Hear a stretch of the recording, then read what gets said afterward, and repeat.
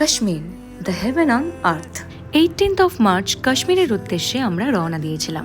আমাদের ফ্লাইট ছিল Kolkata two Delhi, Delhi two Srinagar. বিকেলে 5:30টার দিকে আমরা শ্রীনগর ল্যান্ড করি। এয়ারপোর্ট থেকে বেরোনোর পর জাস্ট কন করে কাঁপছিলাম। ডাল লেকের হাউস বোটে সেদিনের আমাদের নাইট স্টে ছিল।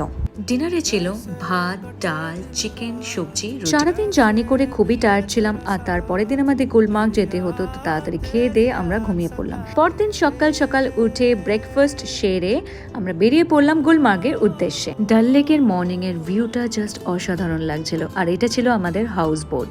কাশ্মীর আসার অনেক দিনের প্ল্যান ছিল, বাট বিভিন্ন কারণের জন্য প্রত্যেকবারই ক্যান্সেল হয়েছে। যাই হোক, ফাইনালি আমাদের কাশ্মীর যাওয়া হলো। আর যত গুলমার্গের দিকে এগোচ্ছিলাম মনে হচ্ছিল সত্যি জান্নাতে চলে এসেছি। এত সুন্দর, উফ, কিছু বলার নেই। তো গুলমার্গে গিয়ে কি করলাম আর কোথায় কোথায় ঘুরলাম সব নেক্সট মিনি ব্লগে আসছে, সো স্টে টিউনড।